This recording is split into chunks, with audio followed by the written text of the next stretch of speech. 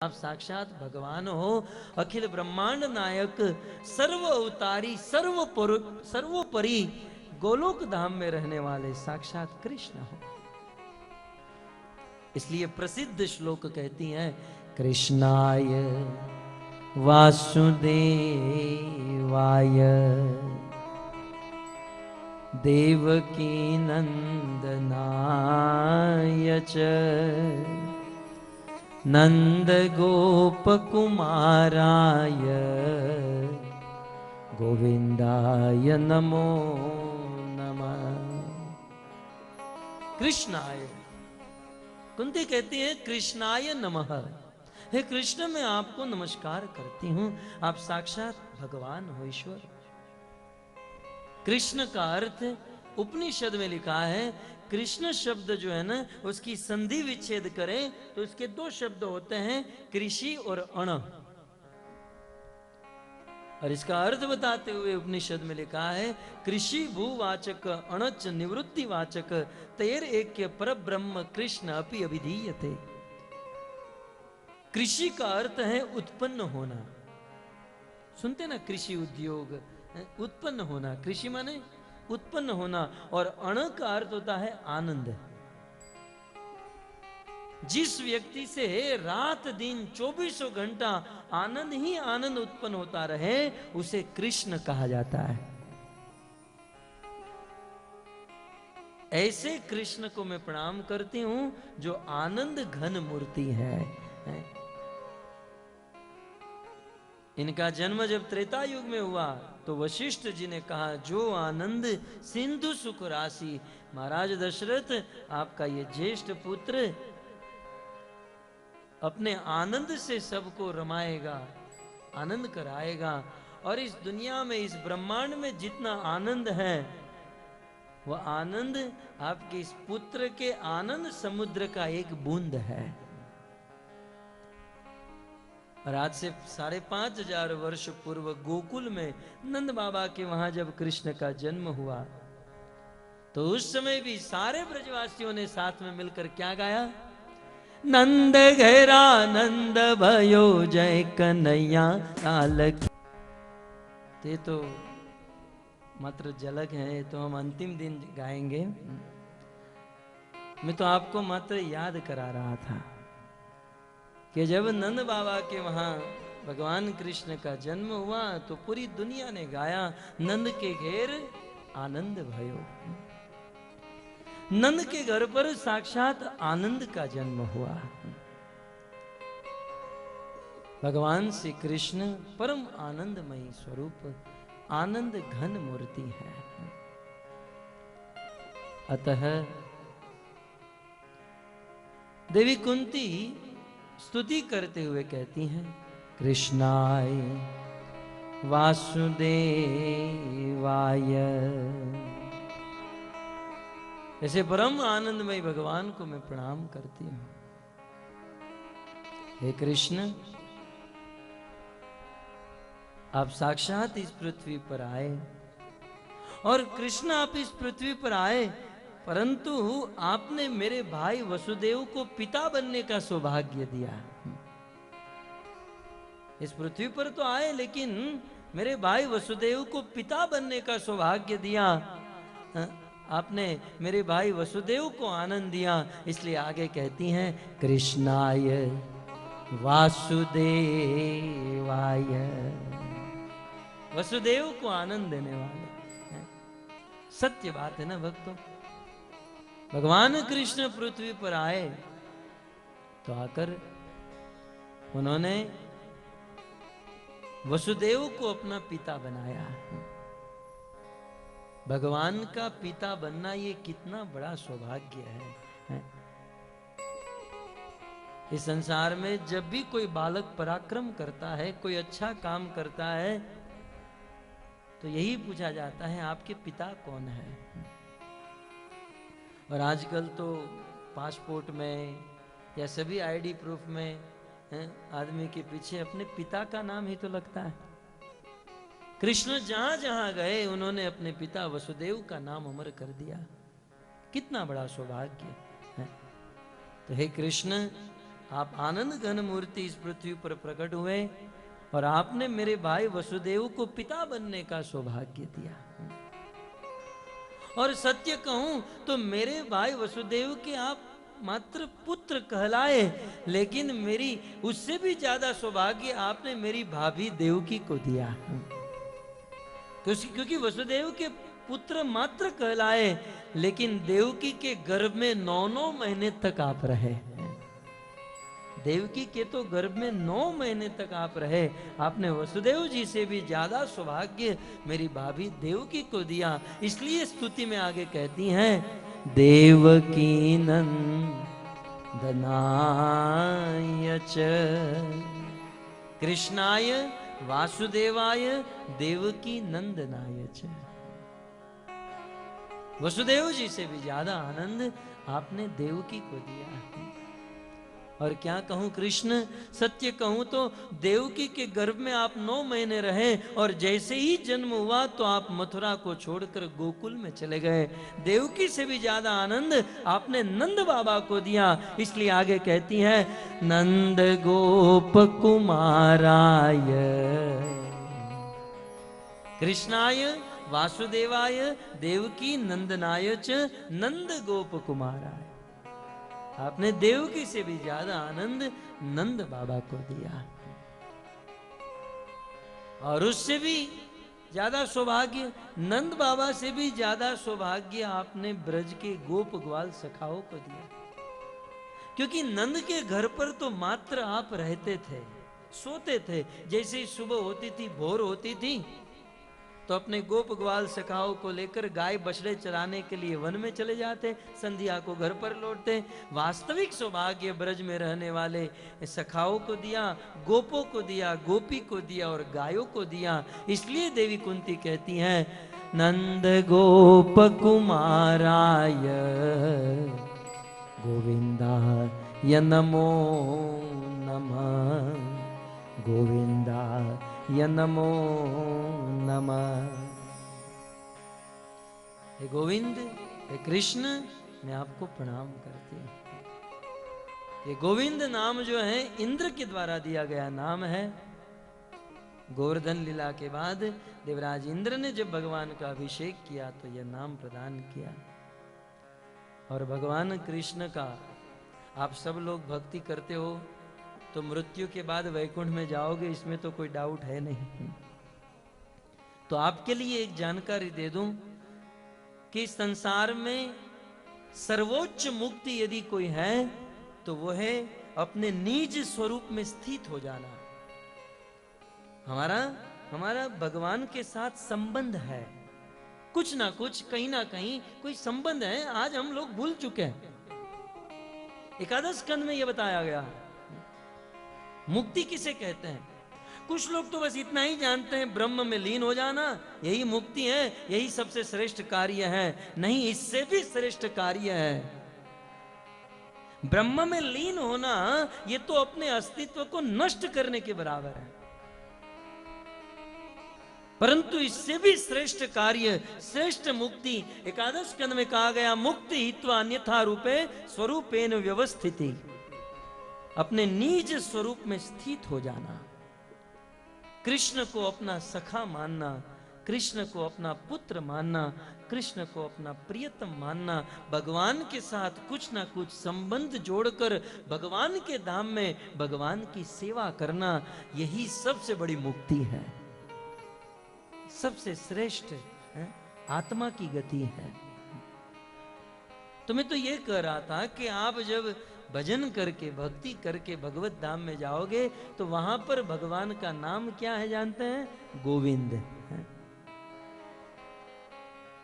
भगवान के हरि के 1000 नाम, कृष्ण के करोड़ नाम। वैसे तो भगवान के करोड़ों नाम है, उनके गुणों से कुछ नाम बने, उनकी लीलाओं से कुछ नाम बन गए, उनके रूप से भगवान के कुछ नाम बन गए, लेकिन भगवान का ओरिजिनल, मतलब ओरिजिनल तो नहीं कहा जाएगा, भगवान का जो मूल नाम है वो है गोविंद।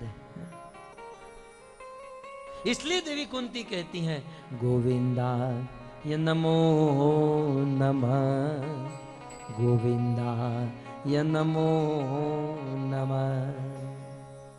और केवल कुंती नहीं, आप ब्रह्म संहिता पढ़े तो ब्रह्मा जी ने एक नहीं सैकड़ों बार कह दिया, गोविंद मादि पुरुषम तमहम भजामि।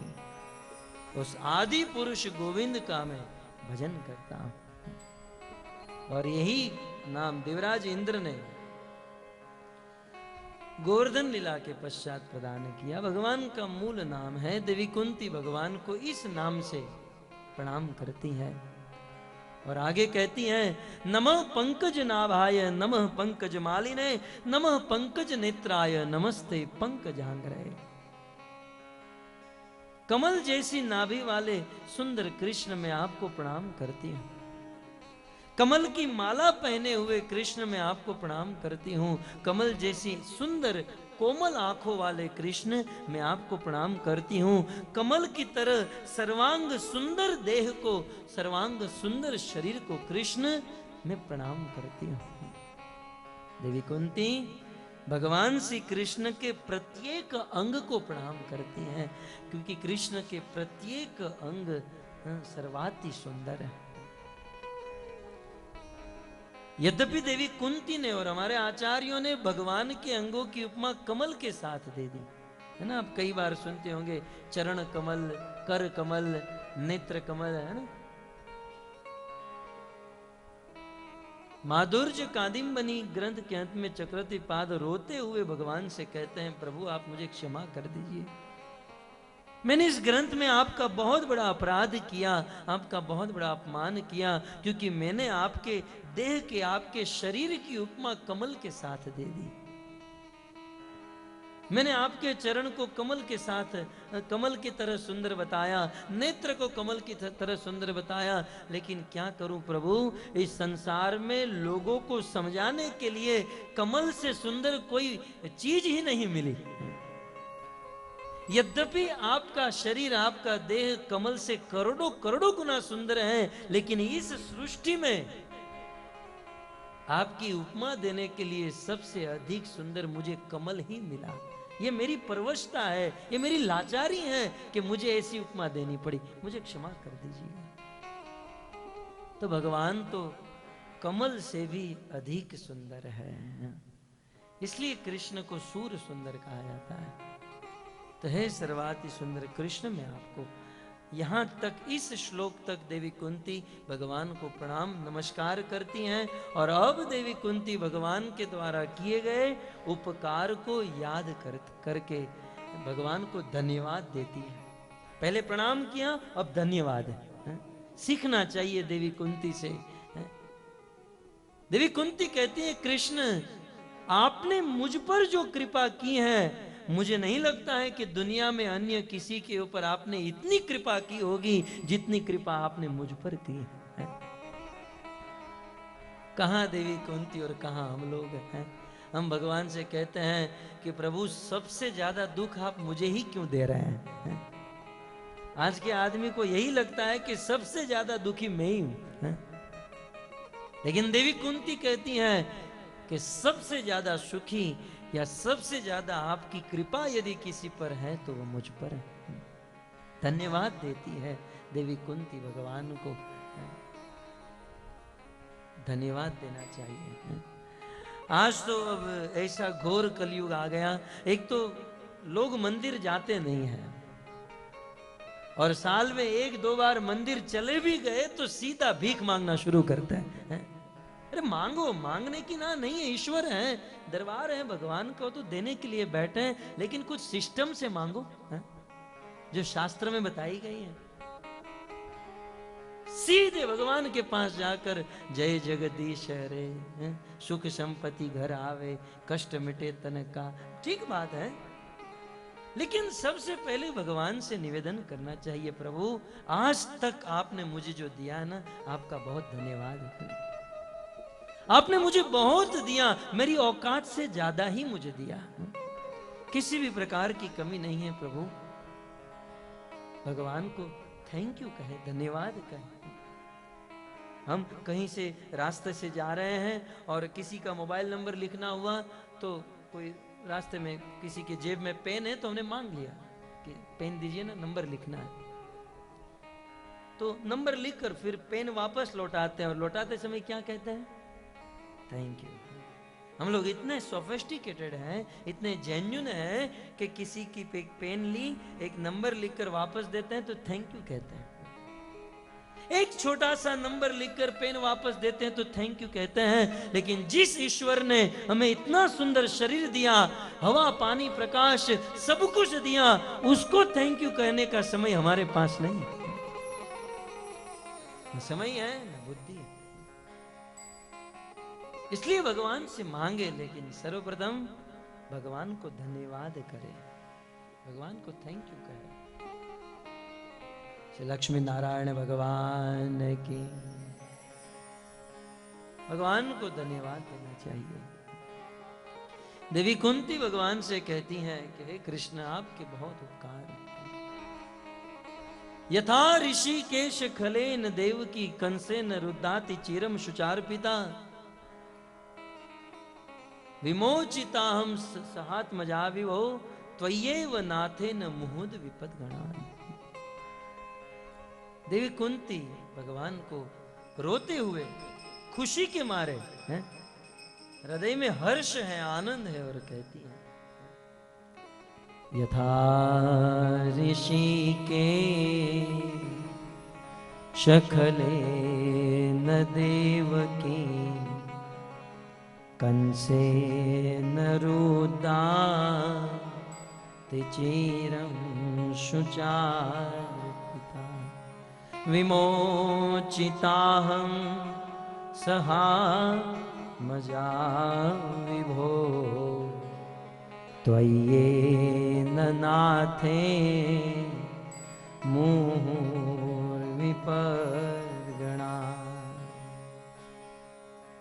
ऋषिकेश, हे कृष्ण, कृष्ण आपने मुझ पर जो कृपा की है ना, ऐसी कृपा तो आपने अपनी सगी मां देवकी के ऊपर भी नहीं की।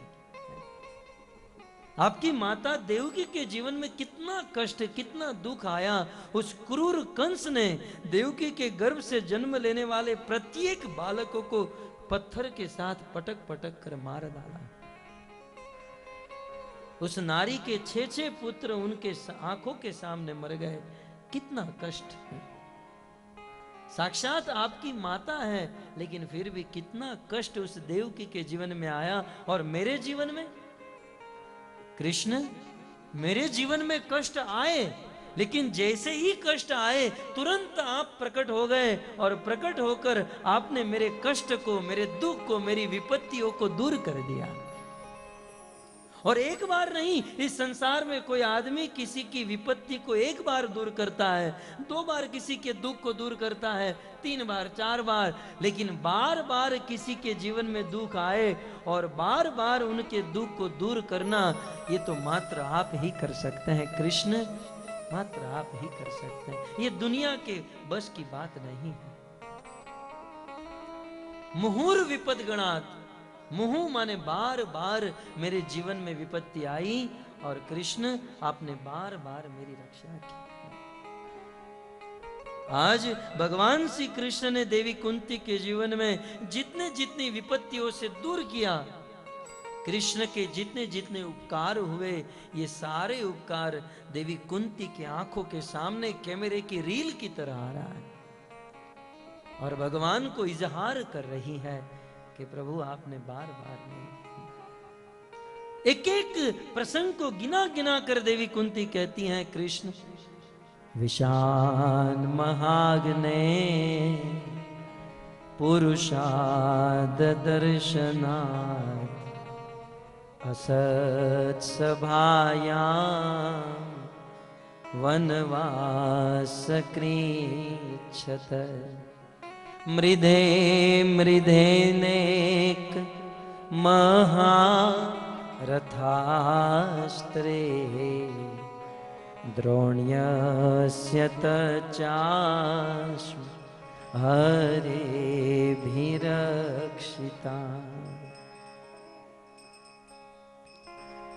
देवी कुंती कृष्ण के द्वारा किए गए उपकार को गिना रही है। कहती है विशान महाग्न है कृष्ण, उस दुर्योधन के द्वारा खिलाए गए भयंकर विष से आपने मेरे पुत्र भीम की रक्षा की। एक एक प्रसंग महाभारत में विस्तार से बताए गए हैं। आज देवी कुंती गिना रही हैं।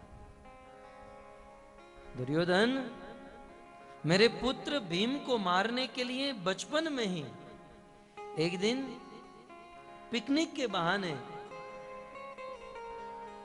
दुर्योधन मेरे पुत्र भीम को नदी किनारे पर लेकर गया और भीम को भूख लगी।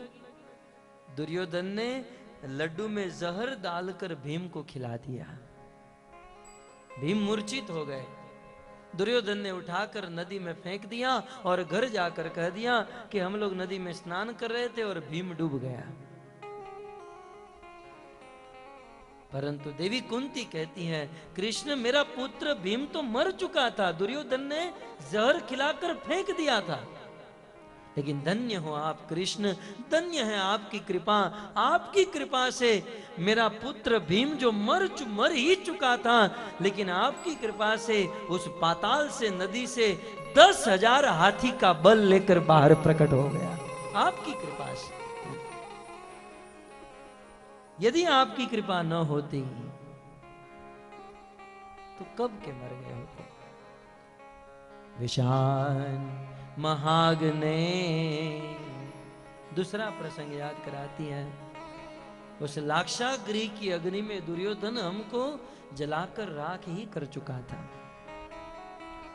दुर्योधन ने पांडवों के लिए एक महल बनाया और वो महल कंक्रीट सीमेंट पत्थर से नहीं, मोम से पूरा महल बनाया गया था। मोम जानते हैं, मोमबत्ती होती है ना, कैंडल, उसमें जो मटेरियल यूज होता है उस मोम से वह लाक्षागृह भवन बनाया गया कि एक दिया सली लगे तो पूरा तुरंत एक ही घड़ी में जलकर राख हो जाए। और पांडवगण उस महल में रहने चले गए। लेकिन धन्य है भगवान श्री कृष्ण की कृपा। भगवान कृष्ण की प्रेरणा से महात्मा विदुर जी के द्वारा युधिष्ठिर महाराज को संकेत किया गया। देवी कुंती कहती हैं, कृष्ण आप यदि आपकी कृपा न होती तो हम तो लाक्षागृह की अग्नि में कब के जलकर मर गए होते। असत सभायाम वनवास कृच्छत। देवी कुंती आगे कहती है, वनवास के दौरान भी अनेकों हमारी ऊपर दुर्घटनाएं हुई, लेकिन आपने हमारी रक्षा की। वनवास कृच्छत। वनवास के दौरान एक समय ऐसी घटना घटी। दुर्वासा ऋषि, जिसका नाम आप सब लोग जानते होंगे, ये ऐसे ऋषि हैं जिसको तुरंत क्रोध आ जाता है और तुरंत श्राप दे देते हैं। सबसे ज्यादा श्राप दुर्वासा के नाम से दर्ज है Guinness book of world record में। सबसे अधिक श्राप यदि इतिहास में किसी ने दिया तो दुर्वासा ऋषि ने। ऐसे अति क्रोधी दुर्वासा ऋषि एक दिन हस्तिनापुर में दुर्योधन के महल में गए। दुर्योधन ने दुर्वासा ऋषि का स्वागत किया, भोजन कराया। दुर्वासा ऋषि प्रसन्न हो गए। दुर्योधन को कहे, वत्स तुम्हें जो मांगना चाहते हो मांग लो। दुर्योधन तो इसी फेर में था, क्या करूं जिससे पांडव लोग मर जाए। वो तो रात दिन इसी प्लान में था कि मैं पांडवों को कैसे मारूं। तो दुर्योधन ने बहुत दिमाग लगाकर, प्राण लगाकर दुर्वासा ऋषि को कहा, महाराज और तो कुछ नहीं चाहिए, लेकिन जो सौभाग्य आपने मुझे दिया, यही ऐसा ही सौभाग्य आप मेरे भाई पांडवों को दीजिए। वो लोग अभी वनवास में हैं, आप उनकी कुटिया में जाओ और उनकी कुटिया में जाकर आप भोजन कीजिए और अकेले मत जाइएगा। यहाँ तो आप अकेले आए हो, आप अपने 10,000 शिष्यों को साथ में लेकर जाना। दुर्वासा ऋषि ने कहा, तथास्तु। दुर्योधन ने सोचा कि ये दुर्वासा 10,000 शिष्यों को लेकर जाएंगे, वो झोपड़ी में रहने वाले फक्कड़ पांडव क्या खिला पाएंगे, और जब इनको नहीं खिला पाएंगे तो दुर्वासा ऋषि श्राप दे देंगे, बिना युद्ध किए ही पांडव मर जाएंगे। ये प्लान था दुर्योधन का। दुर्वासा ऋषि ने तथास्तु कहा और एक दिन अपने 10,000 शिष्यों को साथ में लेकर पांडवों के उस आश्रम में, उस वन में चले गए। युधिष्ठिर महाराज रास्ते में मिले, प्रणाम किया युधिष्ठिर महाराज ने, स्वागत किया दुर्वासा ऋषि का।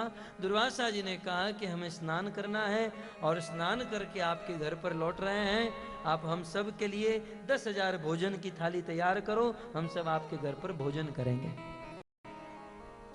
यह कहकर दुर्वासा ऋषि अपने शिष्यों को लेकर नदी में स्नान करने चले गए और यहाँ पर युधिष्ठिर महाराज घर पर आए और द्रौपदी को कहे, द्रौपदी जरा 10,000 लोगों के लिए भोजन तैयार करो।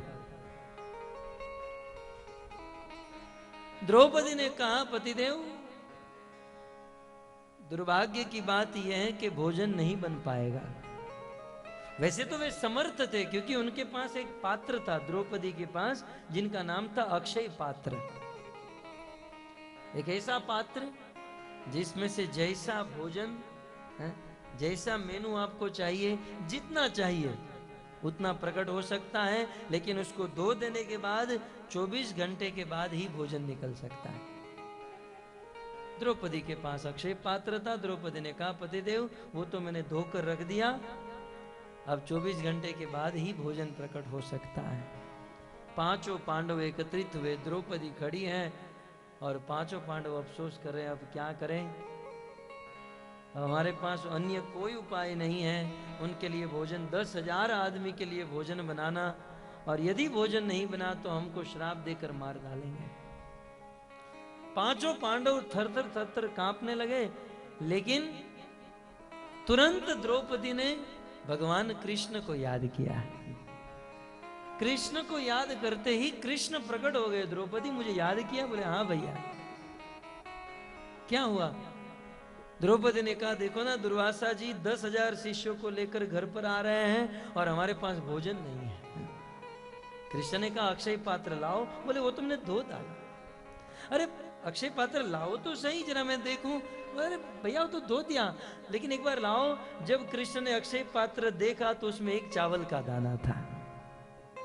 द्रौपदी भी आज की नई बहू की तरह बर्तन धोती होगी, ठीक से है? साफ नहीं हुआ होगा, एक दाना रह गया।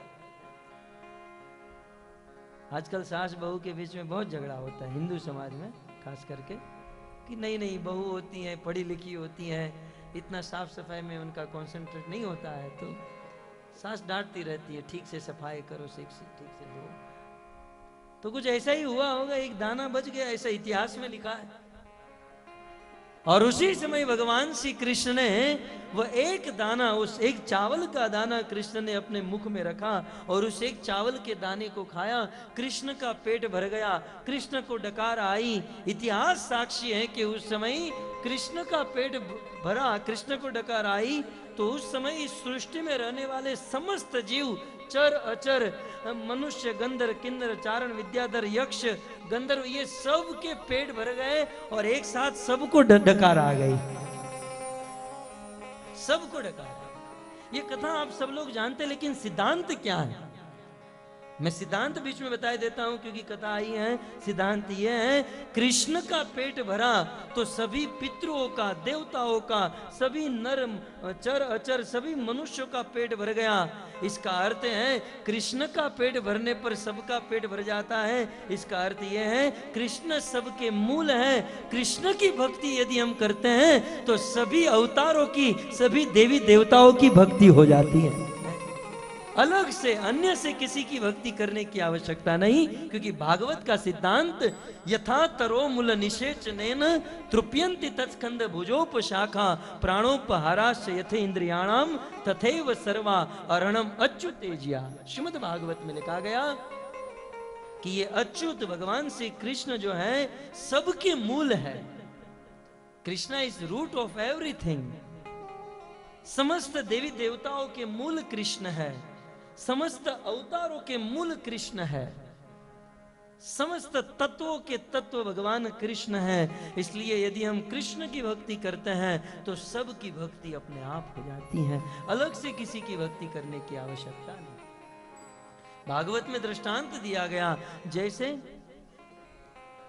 यदि पेड़ की प्रत्येक डाली पर, प्रत्येक पत्ते पर, प्रत्येक फूल और फल में आपको पानी पहुंचाना हो तो वो पानी आपको जड़ में डालना होगा। पेड़ के रूट में आपको पानी डालना होगा। कुछ लोग पत्ते के ऊपर पानी डालते हैं तो वो पानी पत्ते को मिलता नहीं और वेस्ट होता है।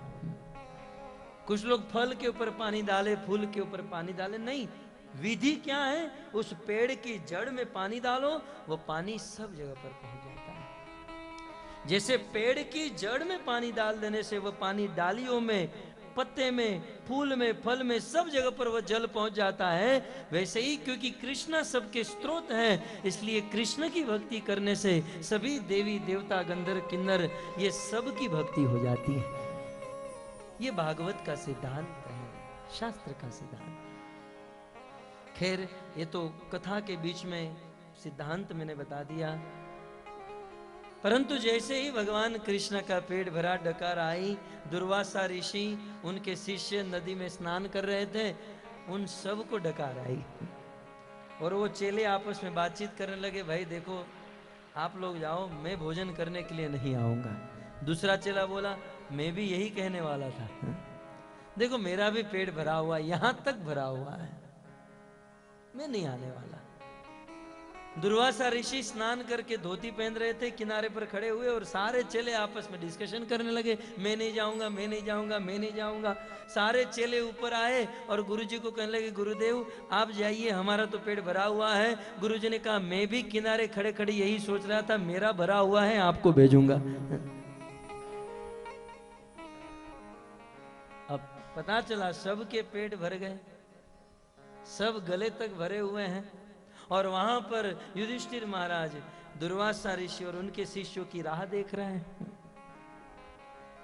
भगवान कृष्ण ने भीम को कहा, भीम जाकर जाओ, देखो ये लोग अभी तक क्यों नहीं आए।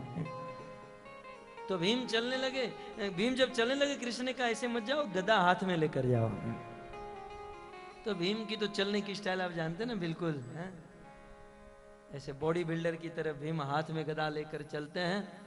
तो भीम चलते हुए दुर्वासा ऋषि के पास उसको निमंत्रण देने आ रहे थे और दुर्वासा ऋषि और उनके शिष्य चर्चा कर रहे थे कि हमें भूख नहीं है, हमें भूख नहीं है। और दुर्वासा ऋषि ने सोचा अब क्या होगा, क्योंकि प्रैक्टिकल बात है ना, आप किसी होटल में जाओ और कहो 10,000 प्लेट तैयार करो। होटल में जाकर आप ऑर्डर दे दो 10,000 थाली प्लेट तैयार करने का, और पूरी प्लेट तैयार होकर आ जाए और आपको ऑर्डर कैंसिल, क्या होगा? पिटाई के अलावा कुछ नहीं होगा। तो दुर्वासा ऋषि मन ही मन सोचने लगे अब क्या करे क्या करे, और उतने में भीम हाथ में गदा लेकर ऐसे आ रहे थे। चेलों ने कहा, महाराज क्या किया जाए? महाराज ने कहा, सावधान। सब लोग सावधान हो गए। बोले, गुरुदेव अब धोती ऊपर करो। सब लोग ने अपनी धोती ऐसे ऊपर कर ली। बोले, गुरुजी अब भागो। दुर्वासा ऋषि ने ऐलान किया, जहां जहां जगह मिले वहां वहां भागो, क्योंकि आज यदि हम यहां पर रह गए तो भीम की गदा से नहीं बच पाएंगे। कुछ लोग नदी के द्वारा तैरते हुए गए, कुछ लोग जंगल में कूदे, कुछ लोग आगे पीछे, जहां जहां जगह मिली ये सारे चले वहां वहां भागे। दुर्वासा भी भागे। आज यह प्रसंग देवी कुंती भगवान को स्तुति करते हुए याद करा रही हैं कि हे कृष्ण, दुर्वासा ऋषि के श्राप से हम लोग तो कब के मर गए होते, लेकिन धन्य हो आप कि उस समय आप प्रकट हो गए और प्रकट होकर आपने हमारी लाज रख ली है, आपने हमें बचा लिया प्रभु। देवी कुंती कृष्ण के द्वारा किए गए उपकार को याद करा रही है। आगे कहती है, असत सभायाम वनवास कृच्छत। हे कृष्ण, आपने उस कुरुवंश की असत सभा से मेरी पुत्र वधु, मेरी कुल वधु द्रौपदी की रक्षा की। उस कुरुवंश की असत सभा में द्रौपदी को निर्वस्त्र करने का प्रयास किया गया। यदि कृष्ण आप न होते, आपकी कृपा न होती, तो आज हम किसी को मुंह दिखाने के लायक न रहे होते। कृष्ण आपकी बहुत बड़ी कृपा है हम पर कि आपने हमारी पुत्र वधु द्रौपदी की लाज रख ली। बड़ा करुण प्रसंग है भक्तों इतिहास में। मामा शकुनी के द्वारा छल कपट करके दुर्योधन ने पांडवों को द्रुत क्रीड़ा में हरा दिया। ये पांडव अपने राज्य को हार गए, अपने अस्त्र शस्त्र को हार गए, अपने आप को हार गए और अंत में अपनी पत्नी द्रौपदी को हार गए। जब ध्रुव में अपनी पत्नी द्रौपदी को पांडव हार गए, तब दुर्योधन ने अपने छोटे भाई दुशासन को आदेश दिया, जाओ दुशासन, उस द्रौपदी को लेकर आओ, क्योंकि अब ये द्रौपदी पांडवों की नहीं, अब मेरी हो चुकी है। बड़ी सभा में दुर्योधन ने आदेश दिया और उस समय 10,000 हाथी का बल था दुर्योधन के छोटे भाई दुशासन में। और वह दुशासन द्रौपदी के कक्ष में गया उसे लेने के लिए। द्रौपदी एक वस्त्र में थी, रजस्वला थी, बाल बिखरे हुए थे। दुशासन ने कहा, द्रौपदी चलो, तुम्हें बुलाया गया है कुरुवंश की सभा में। द्रौपदी ने कहा, दुशासन में नहीं आ सकती हूं, मेरी स्थिति नहीं है। दुशासन ने कहा, आना होगा। द्रौपदी ने कहा, नहीं आ सकती हूं। बोले, आना होगा। जब बार बार द्रौपदी ने ना कहा, अपनी असमर्थता बताई, तब दुशासन द्रौपदी के बाल को पकड़कर खींचते हुए, घसीटते हुए लेकर गया। लेकिन भागवतकार ने ऐलान कर दिया, सिद्धांत दे दिया, हत आयु कचस प्रश। जिस समय दुशासन ने द्रौपदी के बाल को पकड़ा, उसी समय दुशासन के साथ पूरे कुरुवंश का विनाश हो गया। क्योंकि शास्त्र का सिद्धांत है, इस संसार में, इस दुनिया में जो व्यक्ति अपनी पत्नी के अलावा किसी पराई स्त्री के ऊपर कुदृष्टि डालता है या पराई स्त्री का संग स्पर्श करता है, उस व्यक्ति का तो पतन होता है, उसके साथ उनके पूरे कुल का पतन हो जाता है। पूरे कुल का पतन। जिस समय दुशासन ने द्रौपदी के बालों में हाथ डाला, पूरे कुरुवंश की मृत्यु की तारीख पक्की हो गई। और घसीटते हुए द्रौपदी को भरी सभा में लेकर गया। दुर्योधन ने आदेश दिया, दुशासन इसे निर्वस्त्र करो, नग्न करो। दुशासन द्रौपदी की साड़ी को खींचने लगा और अपनी लज्जा, अपनी लाज बचाने के लिए, रक्षा मांगने के लिए द्रौपदी धृतराष्ट्र महाराज के पास गई।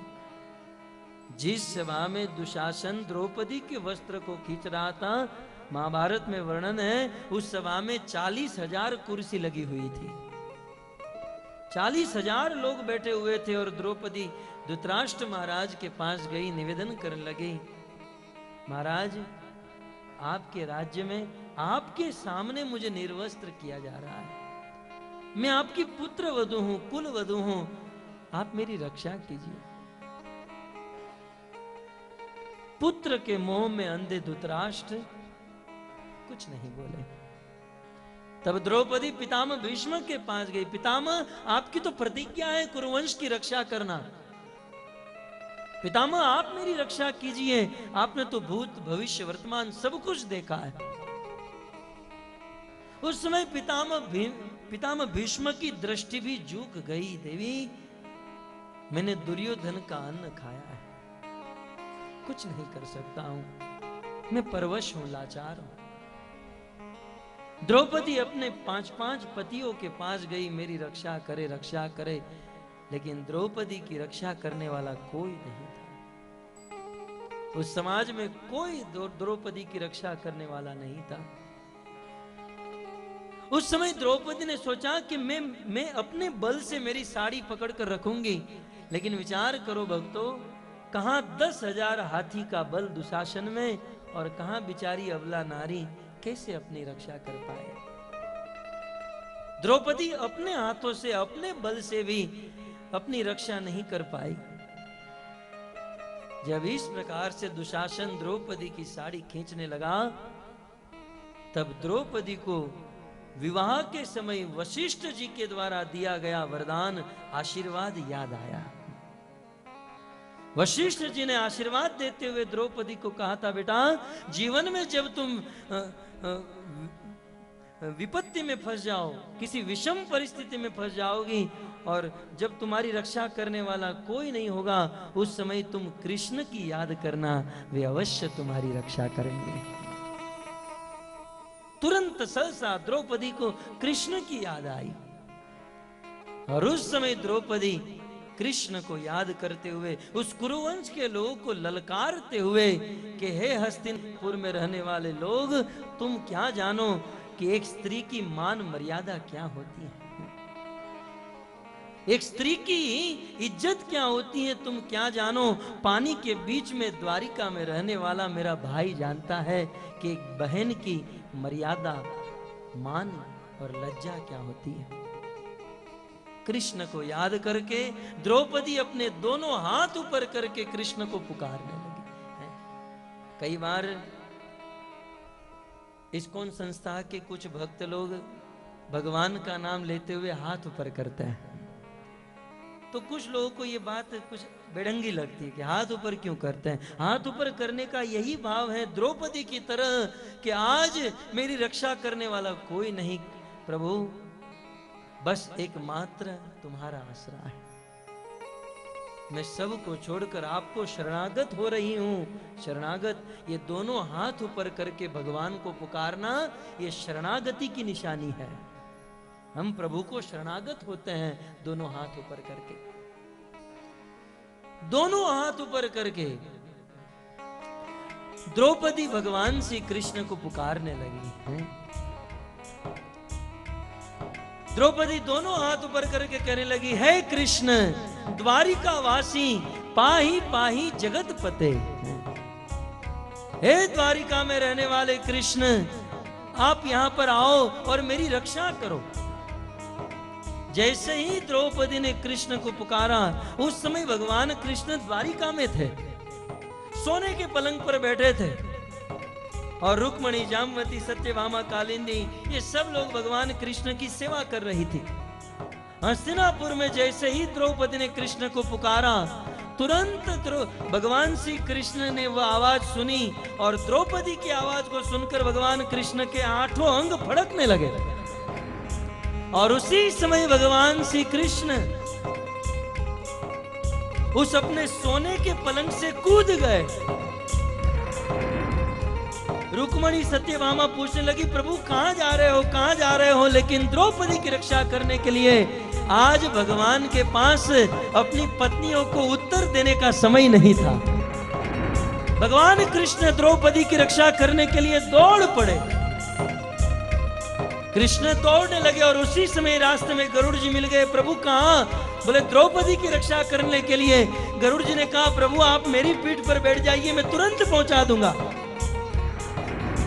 भगवान श्री कृष्ण गरुड़ जी के ऊपर बैठे, गरुड़ चलने लगा, लेकिन कृष्ण कहने लगे, गरुड़ आज तुम्हारी गति भी मुझे मंद लग रही है। वैसे गरुड़ जी मन की गति से चलते हैं, लेकिन अपने भक्त की रक्षा करने के लिए भगवान कृष्ण को गरुड़ की गति भी मंद लगने लगी। और उस समय भगवान श्री कृष्ण द्रौपदी की रक्षा करने के लिए गरुड़ के ऊपर से कूद पड़े।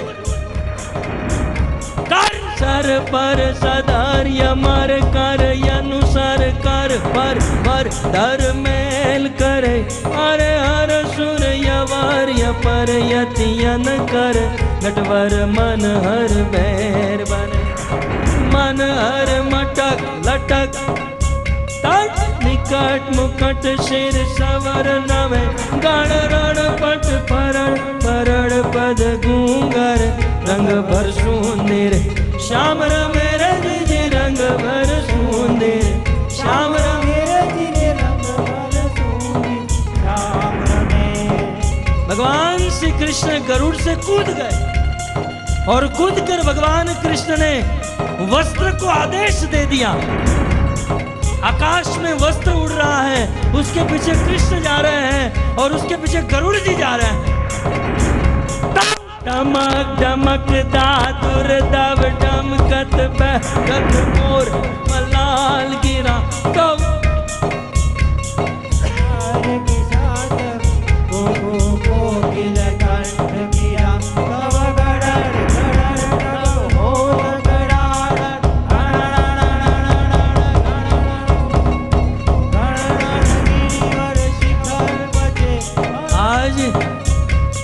भगवान कृष्ण द्रौपदी की रक्षा करने के लिए कूद गए हैं। टमक डमक दादुर दब डमकत बहकत मोर लाल गिरा पियू पियू शब्द पुकारत जातत पियू पियू कोकिल कंठ गिरा ताऊ गड़ड़ गड़ड़ नभ होत कड़ा कन गण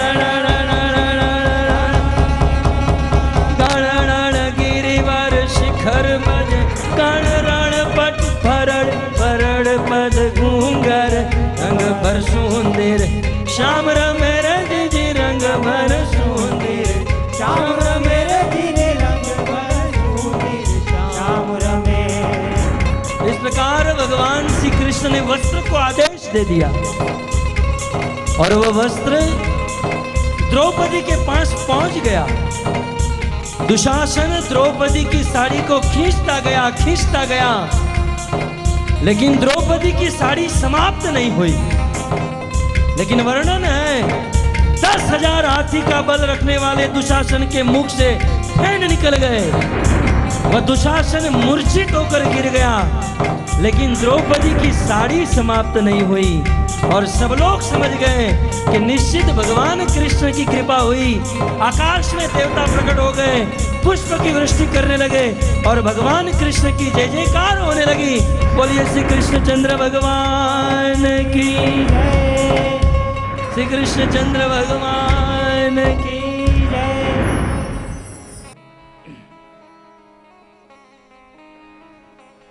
देवी कुंती इस दृश्य को याद करा रही है।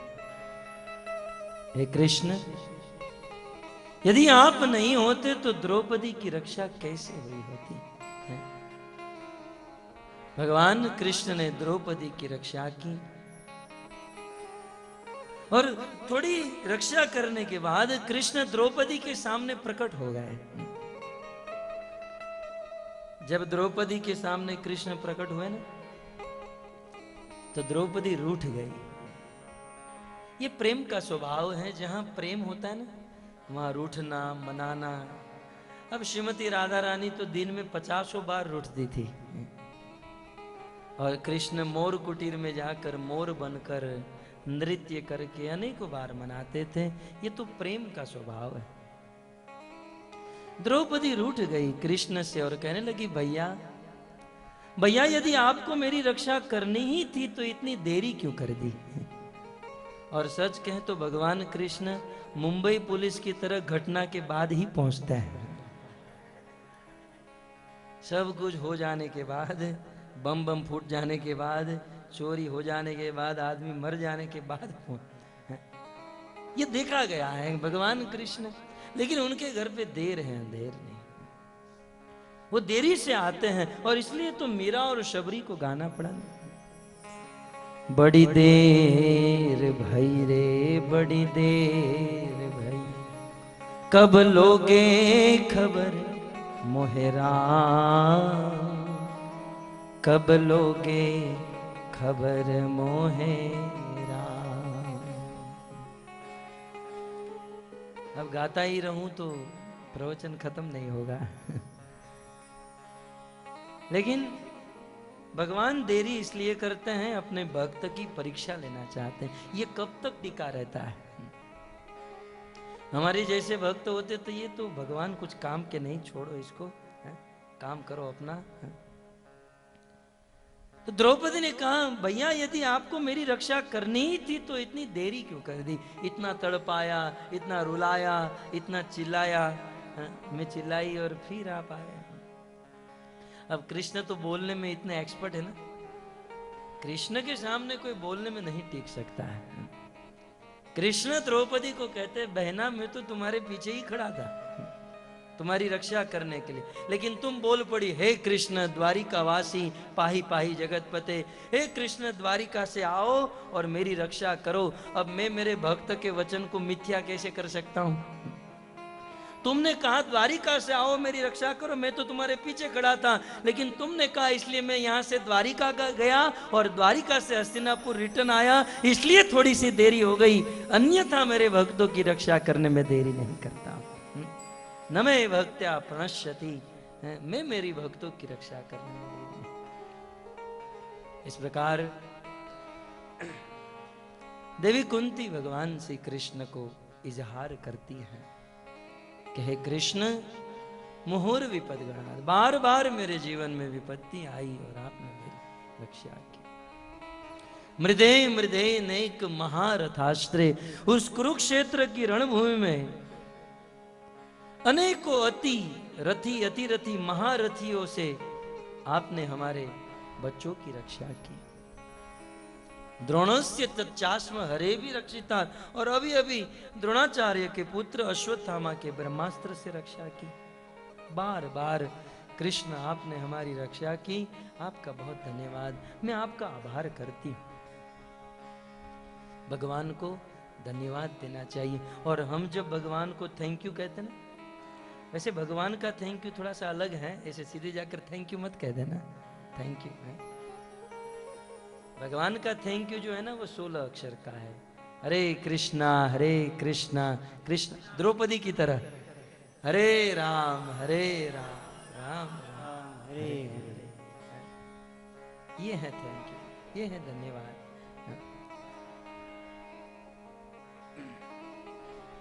और जब द्रौपदी ने, देवी कुंती ने भगवान को इस प्रकार से धन्यवाद किया, भगवान प्रसन्न हो गए। और प्रसन्न होकर कृष्ण कहने लगे, बुआ जी आप तो इतनी सुंदर स्तुति करना जानती हो, मुझे तो आज पता चला है? अब देखो, अब ज्यादा मेरी प्रशंसा मत करो, भगवान कह रहे हैं। अब बुआ जी ज्यादा मेरी प्रशंसा मत करो, अब सीधे सीधे बता दो आपको क्या चाहिए। जो भी मांगना है मांग लो, क्योंकि मैं प्रसन्न हूं, आप जो भी मांगो मैं देने के लिए तैयार हूं।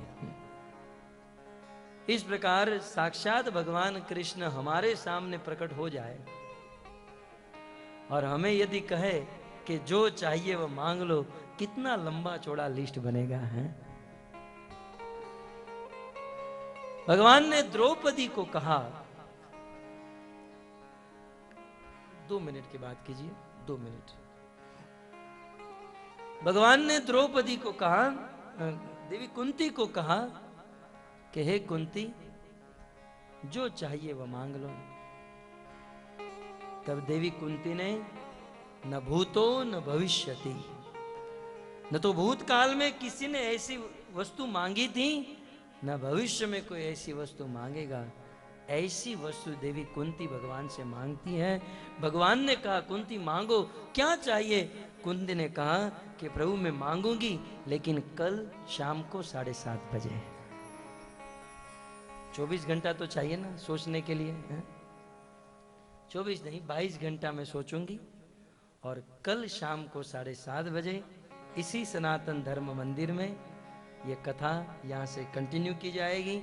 बहुत सुंदर सुंदर प्रसंग आएंगे, जैसे आज कृष्ण का प्राकट्य हुआ ना, ऐसे बहुत बहुत प्रसंग आएंगे। आप सब लोग आइए, और भी आपके सब रिलेटिव बंधु बांधव जनों को लाइए, भागवत कथा सुनाकर उनको ये लाभ प्रदान कीजिए। ग्रंथराज श्रीमद् भागवतम महापुराण की जय, श्री लक्ष्मी नारायण भगवान की जय।